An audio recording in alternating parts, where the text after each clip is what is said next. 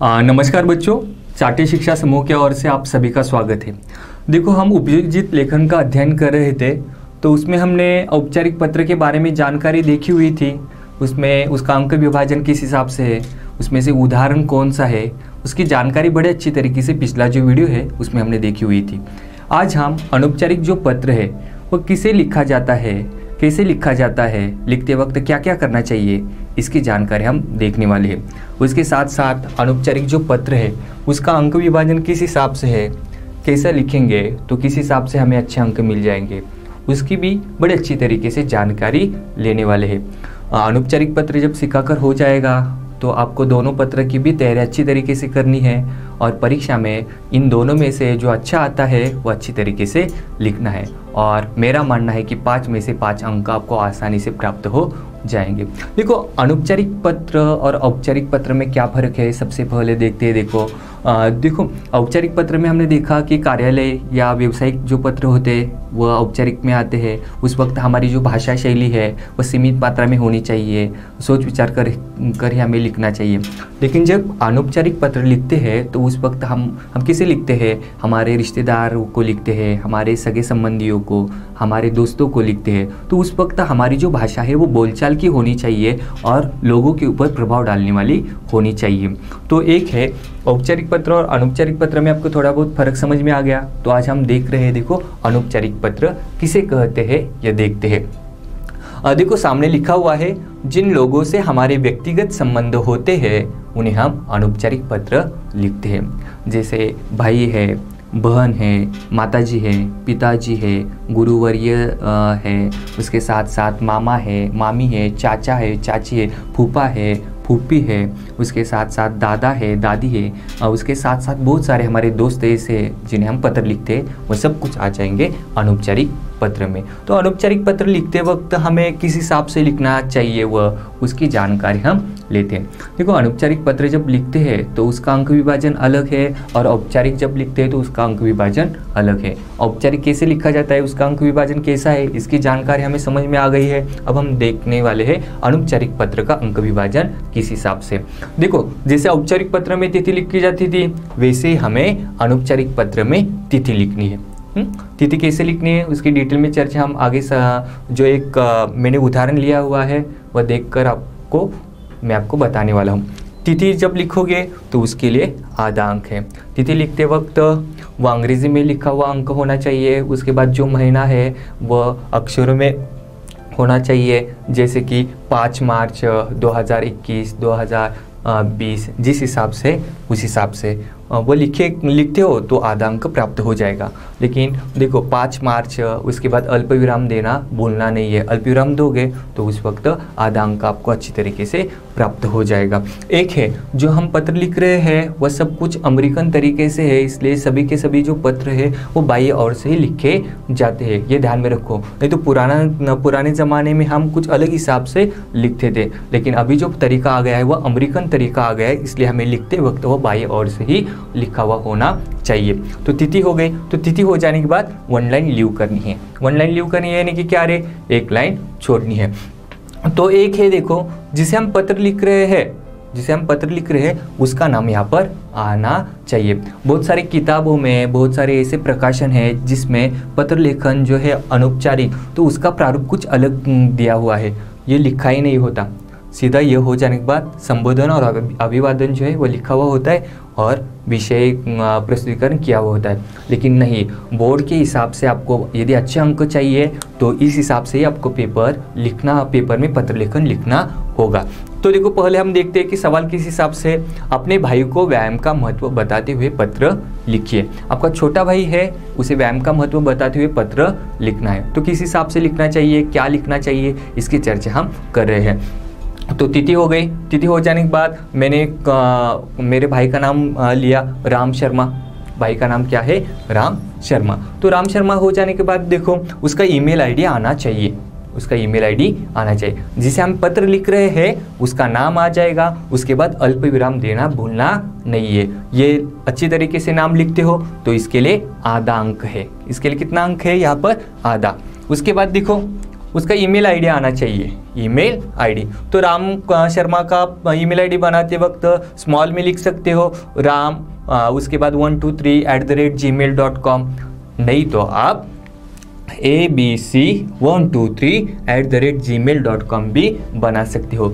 Email जब आप email ID तैयार करते हो तो उस वक्त सभी के सभी अक्षर जो है वो स्मॉल में आने चाहिए, बीच में कोई भी स्पेस नहीं रखना चाहिए। इन चीज़ों की ओर ध्यान देना चाहिए। यदि आप अच्छी तरीके से लिखते हो और बीच में स्पेस रखते हो तो आपका ईमेल आईडी का जो यहाँ पर आधा अंक है वो प्राप्त नहीं होगा। यानी कि एक अंक किसके लिए दिया गया है, यह जिसे हम पत्र लिख रहे हैं उसके नाम के लिए और ईमेल आईडी के लिए, इन दोनों के लिए एक अंक दिया गया है। बहुत सारे प्रकाशन के जो किताब है उसमें यह दिया नहीं गया है, तो इसलिए आपका एक अंक ऐसे ही चला जाता है। तो आपको कितने 4 में से अंक प्राप्त हो जाएंगे। ये जो फॉर्मेट है वो अच्छी तरीके से फॉलो करो। राम शर्मा, उसके बाद उसका ईमेल आईडी। तो वो हो जाने के बाद 1 लाइन लीव करना है। तो 1 लाइन लीव करने के बाद क्या करना है, देखो संबोधन पहले आ जाएगा, उसके बाद अभिवादन। तो संबोधन के वक्त हमें क्या लिखना चाहिए, अभिवादन लिखते वक्त हमें क्या लिखना चाहिए, इसकी जानकारी पहले हम लेते हैं कि संबोधन हमारी उम्र का रहेगा तो क्या लिखना चाहिए, हमसे छोटी उम्र का होगा तो क्या लिखना चाहिए, उसके बाद हमसे बड़े होंगे तो क्या लिखना चाहिए। बड़े में भी जो गुरुजन है, माताजी है, पिताजी है, उनके लिए संबोधन क्या आ जाएगा, अभिवादन क्या आ जाएगा। उसके बाद चाचा चाची है, हमसे बड़े हैं लेकिन नाते रिश्ते में थोड़ा बदलाव है, तो उस वक्त हमें संबोधन और अभिवादन किस हिसाब से लिखना आना चाहिए, इसकी चर्चा हम करते। तो चलो हम देखते हैं। देखो बच्चों, घरेलू पत्र जब हम लिखते हैं तो सबसे महत्वपूर्ण होता है कि संबोधन और अभिवादन। संबोधन के लिए आधा अंक है, अभिवादन के लिए आधा अंक है। ये जो मैंने श्यामपट पर जो कुछ जानकारी लिखी हुई है वो यदि ध्यान से समझ कर लेते हो तो एक अंक आसानी से प्राप्त हो जाएगा। घरेलू पत्र कोई भी आ जाए तो उस वक्त हम संबोधन अच्छी तरीके से लिख पाएंगे और अभिवादन भी अच्छी तरीके से लिख पाएंगे। उदाहरण के तौर पर देखो, समान यानी कि हमारी उम्र का। आपके दोस्त का परीक्षा में पहला नंबर आ गया है, उसका अभिनंदन करने हेतु पत्र लिखिए। तो समान उम्र का रहेगा तो उस वक्त संबोधन क्या आ जाएगा, प्रिय। संबोधन क्या आ जाएगा, प्रिय, क्योंकि हमारे समान उम्र का है। उसके बाद देखो अभिवादन क्या आ जाएगा, सप्रेम नमस्कार। क्या आ जाएगा, सप्रेम नमस्कार। समान उम्र का रहेगा यानी कि हमारी उम्र का रहेगा, संबोधन आ जाएगा प्रिय, अभिवादन आ जाएगा सप्रेम नमस्कार। ये एक बार मुकद्दर करके रखो, अच्छी तरीके से यहाँ पर एक अंक प्राप्त हो जाएगा। उसके बाद है छोटे। आपके छोटे भाई को व्यायाम का महत्व बताते हुए पत्र लिखिए। आपकी तुलना में वो छोटा है। छोटा है इसका अर्थ है कि लिखते वक्त संबोधन क्या आ जाएगा, प्रिय ही आ जाएगा। क्या आ जाएगा, प्रिय भाई राम, प्रिय भाई विवान, जो कुछ है उस हिसाब से। लेकिन अभिवादन क्या आ जाएगा, क्योंकि वह हमसे छोटा है तो छोटा होगा तो हम उसे आशीर्वाद दे सकते हैं, इसलिए क्या आ जाएगा, शुभ आशीर्वाद। आशीर्वाद लिखते वक्त भी किस हिसाब से लिखना चाहिए वो ध्यान देकर श्यामपट पर ध्यान दे दो, तब आपको अच्छी तरीके से अंक प्राप्त हो जाएगी। क्योंकि हमारे ऊपर मराठी का प्रभाव होने के कारण आशीर्वाद लिखते वक्त पहली दे देते हैं, तो यह गलतियाँ हम करते हैं, तो इस वजह से हमारे यहाँ पर आधा अंक चला जा सकता है। तो एक ध्यान में रखो, आशीर्वाद लिखते वक्त आशीर्वाद को दूसरी ही आती है। बहुत सारे छात्रों को इसमें गलतियाँ, मानक वर्तनी की गलतियाँ दिखाई देती है, लेकिन ये गलती नहीं करना है। अभिवादन छोटे के लिए क्या आ जाएगा, शुभ आशीर्वाद। समझ में आ गया। उसके बाद देखते हैं बड़े। बड़े यानी कि हमसे बड़े, जो पत्र लिख रहा है उनके हिसाब से आपके माताजी या पिताजी को शहर जाने के लिए अनुमति मांगते हुए पत्र लिखिए। तो माताजी पिताजी है तो उस वक्त संबोधन क्या आ जाएगा, पूज्य, पूज्य माताजी या पूज्य पिताजी। आगे नाम नहीं लिखना है, हम बड़ों के नाम नहीं लिखते। जैसे कि देखो हमारा छोटा भाई है तो हम लिख सकते हैं प्रिय भाई राम, प्रिय दोस्त लखन, लेकिन यहाँ पर नहीं लिख सकते पूज्य पिताजी श्यामराव, इसे लिख सकते हैं, नहीं लिख सकते, क्योंकि हम बड़े लोगों का नाम नहीं लेते। इसलिए पूज्य जब लिखेंगे तो पूज्य माताजी, पूज्य पिताजी, और उसके साथ साथ गुरुजन जो होते हैं, हमारे गुरु जो होते हैं, उनके लिए हम पूज्य का इस्तेमाल कर सकते हैं। पूज्य यानी कि क्या रे, पूजनीय, यानी कि जिन्हें हम पूजते हैं, वो यानी कि पूज्यनीय। कौन कौन है हमारे? माताजी है, पिताजी है और गुरुजन, इन्हें हमें पूछते हैं, तो इसलिए आ जाएगा पूज्य, संबोधन पूज्य आ जाएगा। फिर अभिवादन क्या आ जाएगा? चरण स्पर्श। ऐसे लोगों के हम क्या करते हैं? चरण स्पर्श लेते हैं, तो इसलिए अभिवादन क्या आ जाएगा? चरण स्पर्श। उसके बाद देखो बड़े ही है लेकिन माता पिताजी के जैसे नहीं है, हमारे मामा है, उसके बाद फूफा है, दादाजी है, दादी जी है, उस वक्त हम लिखेंगे संबोधन के तौर पर आदरणीय। क्या लिखेंगे? आदरणीय। समझ में आ गया? और अभिवादन के तौर पर लिखेंगे सादर प्रणाम। उन्हें हम क्या करेंगे? सादर प्रणाम। समझ में आ गया आपको किस हिसाब से लिखना है? समान होगा तो संबोधन आ जाएगा प्रिय, अभिवादन आ जाएगा सप्रेम नमस्कार। छोटे रहेंगे तो संबोधन आ जाएगा प्रिय, अभिवादन आ जाएगा शुभ आशीर्वाद। बड़े रहेंगे तो माता पिताजी गुरुजन वर्ग रहेंगे तो संबोधन आ जाएगा पूज्य, अभिवादन आ जाएगा चरण स्पर्श।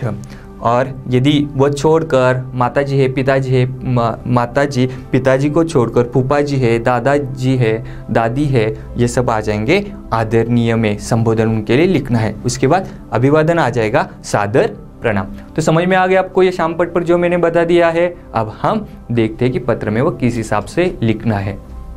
देखो बच्चों, हमने शामपट पर संबोधन कैसे लिखना है, अभिवादन किस हिसाब से लिखना है, इसकी जानकारी ली हुई है। तो सवाल क्या है? अपने भाई को व्यायाम का महत्व बताते हुए पत्र लिखिए। आपका छोटा भाई है, उसे व्यायाम का महत्व बताते हुए पत्र लिखना है। तो संबोधन क्या आ जाएगा? प्रिय भाई राम। नाम दिया हुआ है, यहाँ पर नाम दिया हुआ है नहीं है, परीक्षा में आपको नाम दिया हुआ होता है तो वहाँ का ही नाम यहाँ पर आना चाहिए। यदि नहीं होता तो आप अपने हिसाब से नाम ले सकते हो। यहाँ पर नहीं दिया हुआ है तो मैंने यहाँ पर नाम लिया हुआ है राम, तो मैंने क्या लिखा? प्रिय भाई राम। परीक्षा में संबोधन ऐसे शब्द नहीं लिखना है, सिर्फ क्या करना है आपको समझ में आने के लिए कहाँ पर क्या लिखना है, इसलिए मैंने वह लिखा हुआ है।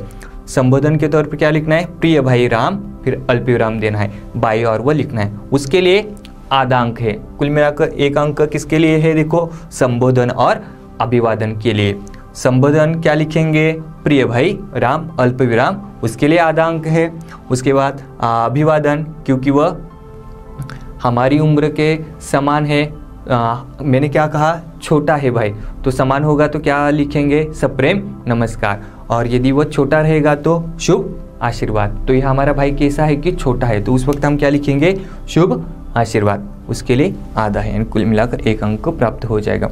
उसके बाद देखते हैं, देखो विषय विवेचन, यानी कि जो कुछ विषय दिया हुआ है वो हमें 2 परिच्छेद में अच्छी तरीके से प्रस्तुतिकरण करना होता है। देखो औपचारिक पत्र जब होता है तो उस वक्त हम जो बीच में जानकारी लिखते हैं वह अलग लिखते हैं, लेकिन जो घरेलू पत्र है यानी कि अनौपचारिक पत्र है उसमें जो हम जानकारी लिखते हैं वो कुछ अलग हिसाब से होती है।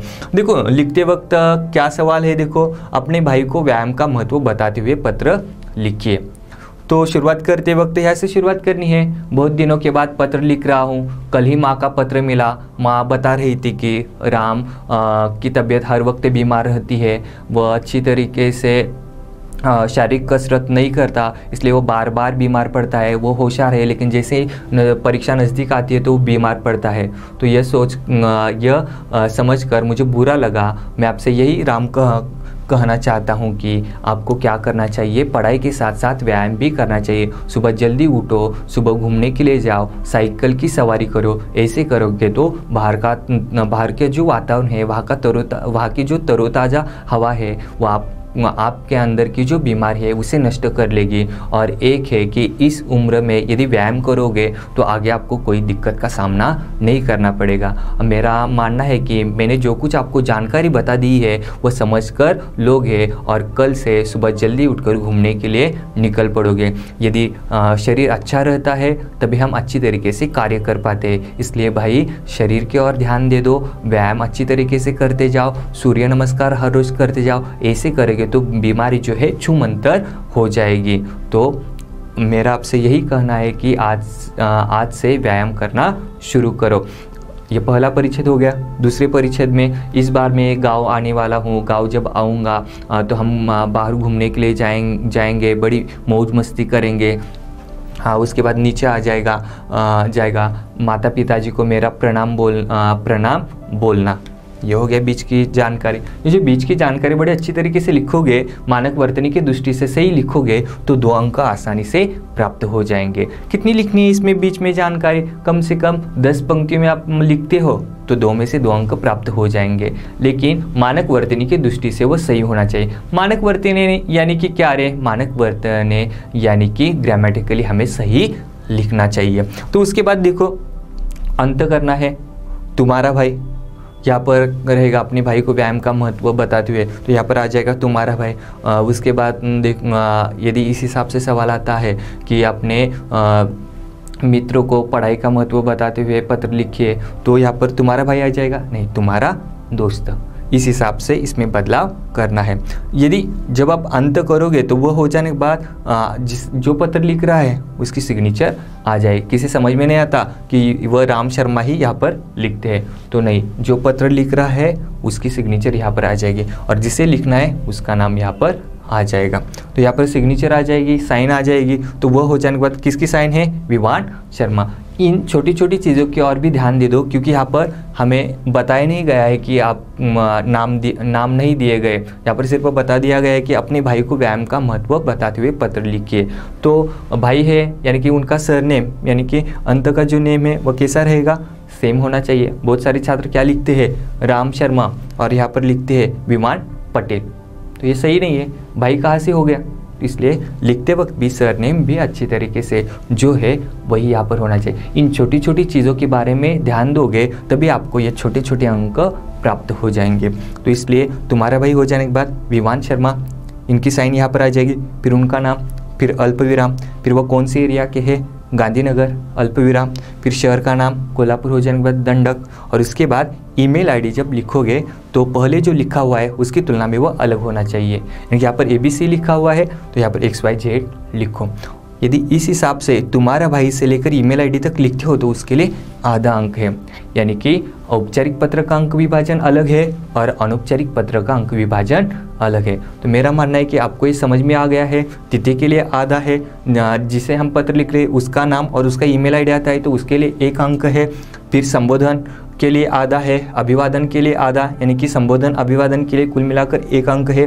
बीच में जो विषय विवेचन करोगे उसके लिए 2 अंक है, और समापन और उसके साथ साथ ईमेल आईडी लिखोगे तो उसके लिए आधा अंक है। कुल मिलाकर कितने अंक हो जाएंगे? यहाँ पर 5 अंक हो जाएंगे, और 5 में से 5 अंक आप इस बार मिल सकते हैं। आप कोशिश करो।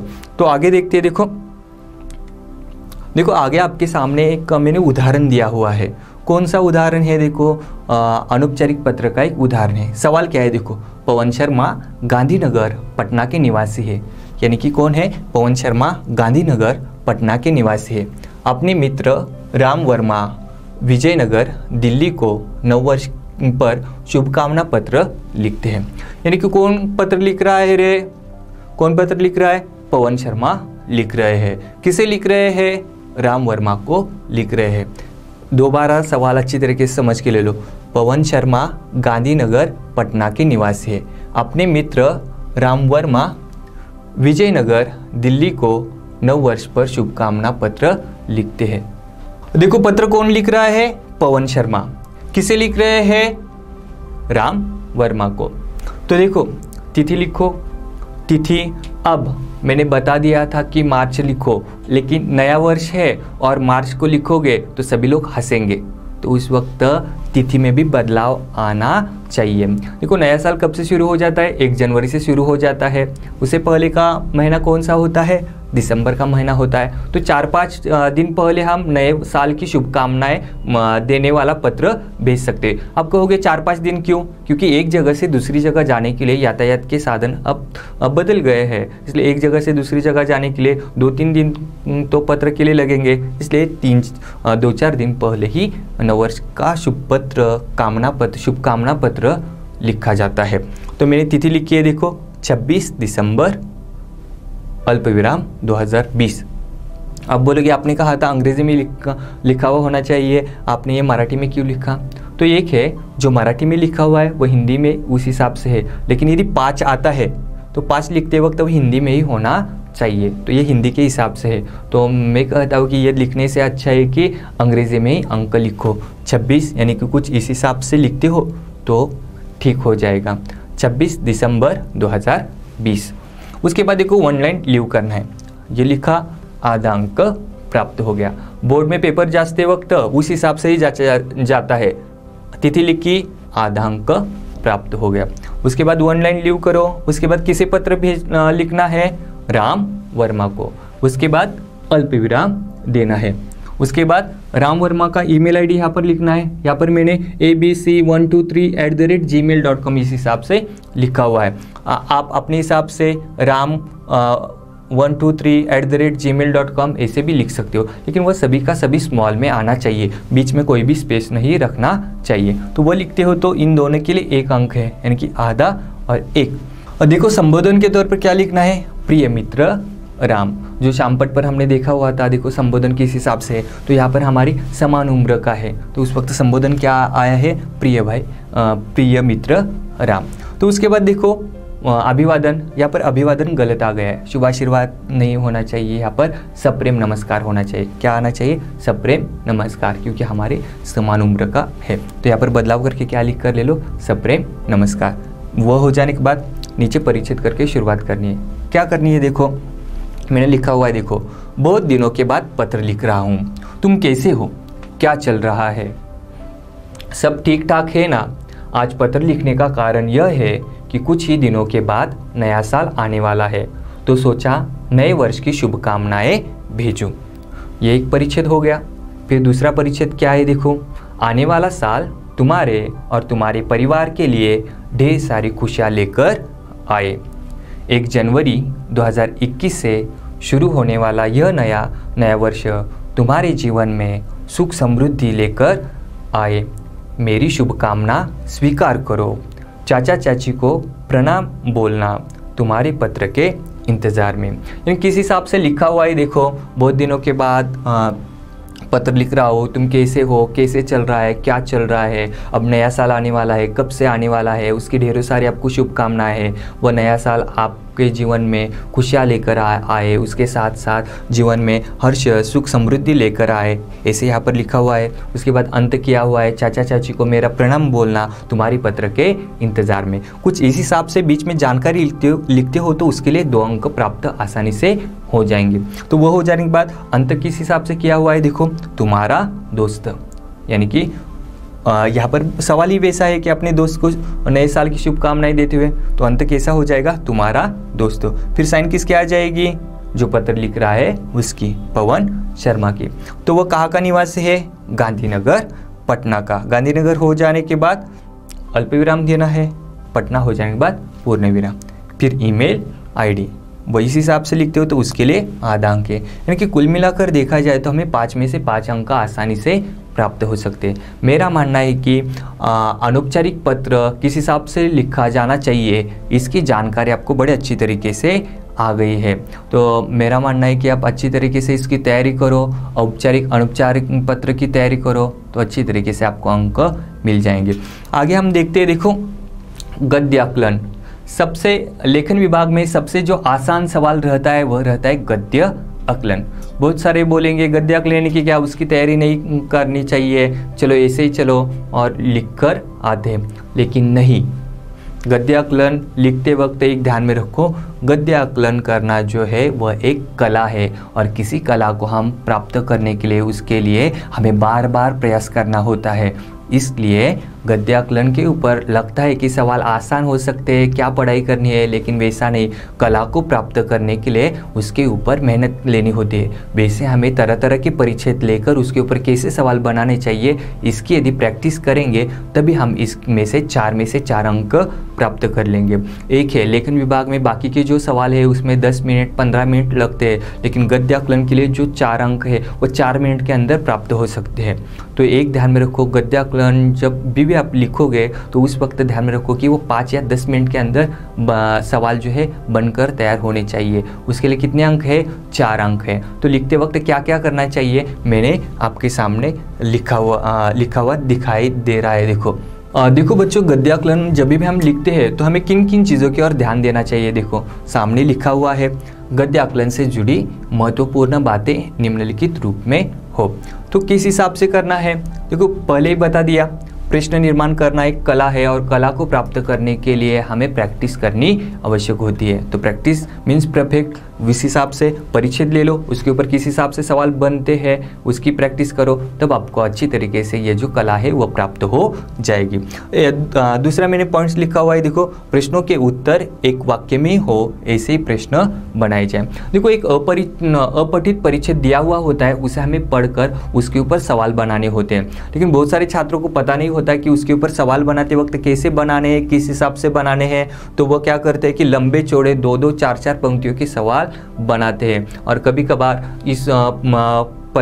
इस गद्य खंड में से आपको क्या क्या अच्छा लगा वो बताओ, इस गद्य खंड को सही शीर्षक दो, उसके साथ साथ रिक्त स्थानों की पूर्ति करो, जोड़ियाँ लगाओ, ऐसे सवाल बनाते हैं। इसके लिए परीक्षा में अंक नहीं मिलते। बहुत सारे अध्यापक बता देते हैं कि छात्रों को अरे नहीं, अंत में ये सवाल लिखो कि इस गद्य खंड से आपको क्या सीख मिली, या इस गद्य खंड को सही शीर्षक दे दो। ऐसे सवाल बनाते हो तो इसके लिए अंकदान नहीं किया जाता। इसलिए एक ध्यान दे दो कि जब भी आप सवाल बनाओगे तो उसके जो उत्तर है वो परिच्छेद में से ही होने चाहिए और एक वाक्य में ही होने चाहिए और वो सटीक होने चाहिए, न कि रिक्त स्थानों की पूर्ति करो, जोड़ियाँ मिलाओ, सही शीर्षक दो, ऐसे सवाल बनाने नहीं है। इसलिए दूसरा पॉइंट क्या कहता है, देखो प्रश्नों के उत्तर एक वाक्य में हो ऐसे ही प्रश्न बनाने चाहिए। जब हम प्रश्न बनाते हैं तो उसका उत्तर जो है एक वाक्य में ही होना चाहिए। जैसे कि देखो रामपुर नाम का गांव था, रामपुर नाम का गांव था, उस गांव में श्यामराव नाम का व्यक्ति रहता था, उसकी उम्र 40 साल थी। तो सवाल आप ऐसा बनाओगे तो सही आ जाएगा। रामपुर नाम के गांव में कौन रहता था, श्यामराव की उम्र कितनी थी। या ऐसे बनाओगे रामपुर नाम के गांव में कौन रहता था, उसकी उम्र कितनी थी, वह क्या क्या काम करता था। यानी कि एक में ही 3 सवाल पूछे। तो ऐसे सवाल बनाते हो तब आपको अच्छे अंक प्राप्त नहीं होंगे। तो एक ध्यान में रखना है, जब भी आप सवाल बनाओगे तो उसका जवाब जो है एक एक वाक्य में होना चाहिए। उसके बाद देखो प्रश्नों के उत्तर दिए गए गद्यांश में ही हो। देखो एक गद्यांश दिया हुआ होता है, वो गद्यांश हमें पढ़ना होता है और उसके ऊपर ही हमें सवाल बनाने होते हैं। बहुत सारे छात्र क्या करते हैं कि वो छोड़कर अलग ही सवाल बनाते हैं और उसका जो जवाब है उस गद्यांश में नहीं होता। लेकिन बोर्ड क्या कहता है, देखो जो भी आप परिच्छेद आपके सामने दिया हुआ है उसके ऊपर ही सवाल बनाने हैं और उसके जवाब जो है उस परिच्छेद में ही होने चाहिए जो हमारे सामने दिया हुआ होता है उसमें। तो समझ में आ गया। जब भी आप लिखोगे तो उस वक्त ध्यान में रखना है कि जो आपने सवाल बनाया हुआ है उसका जवाब जो है परिच्छेद में ही होना चाहिए। उसके बाद देखो प्रश्न सार्थक हो और उसके अंत में प्रश्न चिन्ह लगाना आवश्यक है। सार्थक यानी कि क्या रे, सही होना चाहिए। मैंने उदाहरण बता दिया, रामपुर नाम का गांव था, उस गांव में श्यामराव नाम का व्यक्ति रहता था, उसकी उम्र 40 साल थी। कुछ छात्र ऐसे लिखेंगे उसकी उम्र कितनी थी, उसकी यानी कि किसकी, मेरी, तुम्हारी, उसकी यानी कि किसकी। तो उन शब्दों का इस्तेमाल नहीं करना है। तो उस वक्त क्या आना चाहिए कि श्यामराव की उम्र कितनी थी। इसलिए यहाँ पर बता दिया गया प्रश्न सार्थक होना चाहिए, निरर्थक नहीं, उससे अर्थबोध होना चाहिए। उसके बाद अंत में प्रश्न चिन्ह लगाना है। देखो बहुत सारे छात्र जाने अनजाने में यह करते हैं, कभी कभार समय कम होता है, समय कम होने के कारण अंत में प्रश्न चिन्ह देना वो भूलते हैं। तो प्रश्न चिन्ह अंत में देना जब भूलते हैं तो इस कारण उनके 4 में से 2 अंक ऐसे ही चले जाते हैं। सवाल तो 4 सही होते हैं लेकिन अंत में वो क्या करते हैं कि पूर्ण विराम देते हैं। तो पूर्ण विराम दोगे तो प्रश्न नहीं बन पाएगा, अंत में प्रश्न चिन्ह देना चाहिए तो वह नहीं देते, अंत में वो पूर्ण विराम देते, इस कारण उनके 2 अंक चले जाते। तो एक ध्यान में रखना है कि जब भी हम प्रश्न बनाएंगे तो उसके अंत में प्रश्न चिन्ह देना ही देना है। समझ में आ गया क्या करना है, प्रश्न के अंत में प्रश्न चिन्ह देना ही देना है। तो बहुत सारे छात्र कहेंगे सर आप कह रहे हो कि जब आप अच्छी तरीके से सवाल बनाते हो तो अंत में प्रश्न चिन्ह नहीं देते तो 2 अंक जाते हैं और प्रश्न चिन्ह देते हो तो 4 में से 4 अंक मिलते हैं। तो हम सिर्फ प्रश्न चिन्ह सिर्फ बनाकर रखेंगे तो 2 अंक मिल जाएंगे क्या, नहीं, उसके लिए आपको सवाल सही तरीके से बनाना ही होगा। बोर्ड यही कहता है सवाल सही तरीके से होना चाहिए, उसका जवाब जो है एक वाक्य में आना चाहिए और अंत में जो है प्रश्न चिन्ह लगाया हुआ होना चाहिए। ऐसे होंगे तभी उन्हें अंकदान कर लो, यानी कि अंक दे दो। उसके बाद देखो छात्रों को प्रश्नों का उत्तर नहीं लिखना है। बहुत सारे छात्रों को समझ में नहीं आता कि एक अपठित गद्यांश दिया हुआ होता है और उस गद्य को पढ़कर वह सवाल बनाते हैं, और जिन्हें पता नहीं होता वह सवाल के नीचे ही जवाब लिखते हैं। एक लिखने में कोई हर्ज नहीं है, लेकिन उससे अंक प्राप्त नहीं होने वाला है। एक लाइन आप यदि देखते हो तो 4 की कितनी है, 4 में लिखोगे तो 4 लाइन चली गई, 4 लाइन चली गई यानी कि आपका 2 मिनट का समय चला गया, 2 मिनट का समय चला गया यानी कि निबंध के आपके 2 मिनट कम हो गए, और निबंध के 2 मिनट कम हो गए यानी कि आपके 5-6 पंक्तियाँ रह गई। यानी कि जहाँ पर अंक ही नहीं है वहाँ पर अंक देखकर क्या वहाँ पर बिना फिजूल में लिखने से कुछ अर्थ नहीं है। इसलिए एक ध्यान में रखो, जब भी आपको सवाल लिखना है सिर्फ सवाल लिखो, उसके जवाब लिखने नहीं है। एक गद्य आकलन के ऊपर 4 सवाल बनाने 4 अंक के लिए है, लेकिन मेरा मानना है कि 4 की जगह पर आप 7 बना लो। क्यों? क्योंकि एक आधा गलत वगैरह हो जाता है तो वहाँ पर 4 में से 4 अंक प्राप्त हो सकते हैं। और एक उपयोजित लेखन में से सबसे आसान कोई टॉपिक होगा तो वह है गद्याकलन। आसानी से थोड़ी प्रैक्टिस करोगे तो अच्छी तरीके से अंक प्राप्त कर लोगे। तो उदाहरण क्या है, देखो उदाहरण आपके सामने दिखाई दे रहा है। देखो मैं पढ़ता हूँ, परोपकार मनुष्य के सभी गुणों का मूल है। परोपकार मनुष्य के सभी गुणों का मूल है। परोपकार के कारण मनुष्य के जीवन में अनेक प्रकार के गुण आ जाते हैं। हम सवाल इस हिसाब से भी बना सकते हैं, परोपकार मनुष्य के सभी गुणों का मूल है। मनुष्य के सभी गुणों का मूल कौन है? परोपकार आ जाएगा। मैंने यहाँ पर लिखे हुए हैं जवाब जो है बाद में देखेंगे, पहले परिच्छेद को रीड करके लेते हैं। परोपकार एक ऐसा जादू है जो मनुष्य के हृदय में पवित्रता, दया, क्षमा, त्याग, प्रेम आदि गुणों को उत्पन्न करता है। इस प्रकार परोपकार सभी गुणों की खान है। सत्य तो यह है कि परोपकारी मनुष्य ईश्वर के समान होता है। उसका हृदय सागर की भ्रांति विशाल होता है। संपूर्ण मानव समाज के लिए इसमें प्रेम भरा रहता है। अंततः परोपकारी मनुष्य विश्व बंधु होता है। परोपकार से मनुष्य को सच्चा आनंद और सच्चा सुख मिलता है। राजा अपनी शक्ति के बल पर मनुष्य के शरीर पर अधिकार कर सकता है, किंतु परोपकार करने वाला मनुष्य असंख्य मनुष्य के मन को जीत लेता है। यानी कि जो परिच्छेद दिया हुआ है वो अच्छी तरीके से हमें पढ़ना है, और पढ़ने के बाद किसके ऊपर सवाल बन सकते हैं उसके नीचे पेंसिल से पर अंडरलाइन करके ले लो। परीक्षा में क्या कहा हुआ होता है, देखो निम्नलिखित परिच्छेद पढ़कर उसके ऊपर ऐसे सवाल बनाइए कि जिनके उत्तर एक एक वाक्य में हो।